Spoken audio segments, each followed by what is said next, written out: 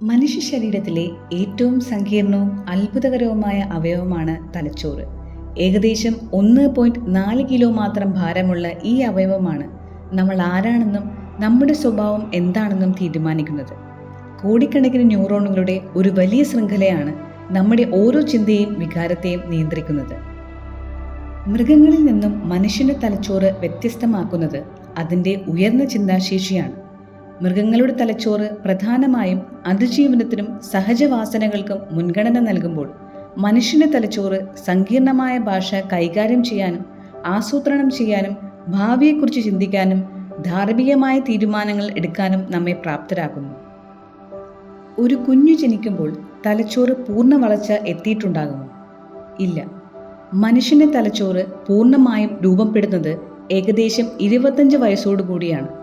ബ്രെയിൻ്റെ മുൻഭാഗമായ prefrontal cortex, അതായത് വിവേചന ബുദ്ധിയും തീരുമാനങ്ങൾ എടുക്കാനുള്ള കഴിവും നിയന്ത്രിക്കുന്ന ഭാഗം, ഏറ്റവും അവസാനമാണ് വളർച്ച പ്രാപിക്കുന്നത്. ബാല്യകാല അനുഭവങ്ങളുടെ പ്രാധാന്യം. നമ്മുടെ ജീവിത വിജയത്തിൻ്റെ അടിത്തറ പാകുന്നത് ബാല്യകാലത്താണ്. ബാല്യകാലത്തെ ഓരോ അനുഭവവും ബ്രെയിനിൽ പുതിയ ന്യൂറൽ പാത്വേകൾ സൃഷ്ടിക്കുന്നു. സ്നേഹവും സുരക്ഷിതത്വവും നിറഞ്ഞ അന്തരീക്ഷത്തിൽ വളരുന്ന കുട്ടികളിൽ സെറോട്ടോണിൻ, ഓക്സിറ്റോസിൻ തുടങ്ങിയ ഹാപ്പി കെമിക്കലുകൾ ശരിയായി പ്രവർത്തിക്കുകയും അവർ ആത്മവിശ്വാസമുള്ളവരായി മാറുകയും ചെയ്യുന്നു. നേരെ മറിച്ച് ഭയത്തിലും മാനസിക സമ്മർദ്ദത്തിലും വളരുന്ന കുട്ടികളിൽ കോർട്ടിസോൾ എന്ന സ്ട്രെസ് ഹോർമോൺ അമിതമായി ഉൽപ്പാദിപ്പിക്കപ്പെടുന്നു. ഇത് ബ്രെയിനിലെ ഹിപ്പോകാമ്പസിന്റെ വലിപ്പം കുറയ്ക്കുകയും കുട്ടികളുടെ ഓർമ്മശക്തിയെയും പഠനശേഷിയെയും ദോഷകരമായി ബാധിക്കുകയും ചെയ്യുന്നു. ഇതുമൂലം വികാരങ്ങളെ നിയന്ത്രിക്കാനുള്ള ശേഷി കുറയുകയും കുട്ടികൾ പെട്ടെന്ന് ഭയപ്പെടാനോ ദേഷ്യപ്പെടാനോ ഉള്ള സാധ്യത വർദ്ധിപ്പിക്കുകയും ചെയ്യുന്നു. കൂടാതെ കാര്യങ്ങൾ വിവേകത്തോടെ ചിന്തിക്കാനും തീരുമാനങ്ങൾ എടുക്കാനുള്ള കഴിവിനെ കോർട്ടിസോൾ തടസ്സപ്പെടുത്തുന്നു. ഇത് കുട്ടികളിൽ ഹൈപ്പർ ആക്ടിവിറ്റിയും ഏകാഗ്രത കുറവിനും കാരണമായേക്കാം. ബ്രെയിൻ ഡെവലപ്മെന്റിന് ബാല്യകാല അനുഭവങ്ങൾ എത്രത്തോളം നിർണായകമാണെന്ന് മനസ്സിലാക്കാൻ അഡോൾഫ് ഹിറ്റ്ലറിന്റെ ജീവിതം ഒരു ഭീകരമായ ഉദാഹരണമാണ്. ലോകം കണ്ട ഏറ്റവും വലിയ ഏകാധിപതിയായ ഹിറ്റ്ലറിന്റെ മനോനില രൂപപ്പെടുത്തുന്നതിൽ അദ്ദേഹത്തിന്റെ കുട്ടിക്കാലത്തെ അനുഭവങ്ങൾക്ക് വലിയ പങ്കുണ്ട്. ഹിറ്റ്ലറിന്റെ അച്ഛൻ അലോയ്സ് ഹിറ്റ്ലർ കർക്കശക്കാരനും മുൻകോപിയുമായിരുന്നു. അച്ഛനിൽ നിന്നേറ്റ ശാരീരിക പീഡനങ്ങളും അവഗണനയും ഹിറ്റ്ലറിന്റെ മനസ്സിൽ ഭയവും ദേഷ്യവും നിറച്ചു. മകൻ സർക്കാർ ഉദ്യോഗസ്ഥനാകണമെന്നായിരുന്നു അലോയ്സിന്റെ ആഗ്രഹം. എന്നാൽ ഹിറ്റ്ലറിന് ചിത്രകലയായിരുന്നു താല്പര്യം. അച്ഛൻ്റെ ക്രൂരതകൾക്കിടയിൽ ഹിറ്റ്ലറിനെ സ്നേഹിച്ചിരുന്നത് അമ്മ ക്ലാരയായിരുന്നു. എന്നാൽ അമ്മയുടെ അമിതമായ വാത്സല്യവും അച്ഛൻ്റെ പീഡനവും ഹിറ്റ്ലറിന്റെ വ്യക്തിത്വത്തെ സങ്കീർണമാക്കി. എന്നാൽ ക്യാൻസർ ബാധിച്ച് അമ്മ മരിച്ചത് ഹിറ്റ്ലറിനെ മാനസികമായി തകർത്തു. ഇത് അദ്ദേഹത്തിന്റെ ലോകത്തോടുള്ള മനോഭാവത്തെ കൂടുതൽ കർക്കശമാക്കി. സ്കൂൾ പഠനത്തിൽ ഹിറ്റ്ലർ വളരെ പിന്നിലായിരുന്നു. പിന്നീട് ഒരു ആർട്ടിസ്റ്റ് ആകാൻ ആഗ്രഹിച്ച് വിയന്നയിലെ ആർട്ട് അക്കാഡമിയിൽ ചേരാൻ ശ്രമിച്ചെങ്കിലും 2 തവണയും അദ്ദേഹം പരാജയപ്പെട്ടു. വിയന്നയിലെ തെരുവുകളിൽ ചെലവഴിച്ച ദാരിദ്ര്യം നിറഞ്ഞ നാളുകളിൽ അവിടെയുള്ള ജൂതവിരുദ്ധ പത്രങ്ങളും രാഷ്ട്രീയക്കാരും അദ്ദേഹത്തെ സ്വാധീനിച്ചു. അക്കാലത്തെ സാമൂഹിക സാഹചര്യം അദ്ദേഹത്തിന്റെ മനസ്സിൽ ജൂതന്മാരോടുള്ള വെറുപ്പ് ഉറപ്പിക്കാനിടയാക്കി. ഹിറ്റ്ലർ എന്ന ക്രൂരനായ സ്വേച്ഛാധിപതി ജനിച്ചതല്ല, മറിച്ച് സൃഷ്ടിക്കപ്പെട്ടതാണ്. സ്നേഹവും പരിഗണനയും ലഭിക്കാതെ പീഡനങ്ങൾ നിറഞ്ഞ കുട്ടിക്കാലം അയാളുടെ വ്യക്തിത്വത്തെ ബാധിച്ചു. The child who is not embraced by the village will burn it down to feel its warmth. ഈ ആഫ്രിക്കൻ പഴഞ്ചൊല്ല് ഹിറ്റ്ലറിന്റെ ജീവിതത്തിന് യോജിച്ചതാണ്. ജീനിയസുകൾ ജനിക്കുന്നതെങ്ങനെ? സംഗീത ചക്രവർത്തി എന്ന് വിളിക്കപ്പെടുന്ന സ്വാതി തിരുനാൾ മഹാരാജാവിന്റെ ജനനത്തെക്കുറിച്ചുള്ള ഐതിഹ്യങ്ങളും ചരിത്രവും പരിശോധിച്ചാൽ അദ്ദേഹം ഒരു ദൈവാനുഗ്രഹമായിട്ടാണ് കരുതപ്പെട്ടിരുന്നത്.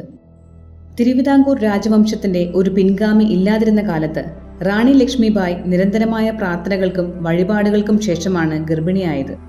സംഗീതത്തോടും കലകളോടും തികഞ്ഞ ആഭിമുഖ്യമുള്ള ഒരു കുഞ്ഞിനെ ലഭിക്കണമെന്ന് അവർ ആഗ്രഹിച്ചിരുന്നു.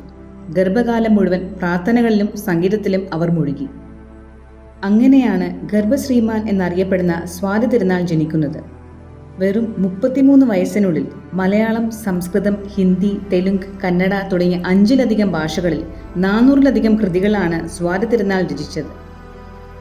ഇതെങ്ങനെ സംഭവിക്കുന്നു? ഗർഭശിശുവിന്റെ ബ്രെയിൻ ഡെവലപ്മെന്റിന് അമ്മയുടെ ചിന്തകൾക്ക് വലിയ പങ്കുണ്ട്.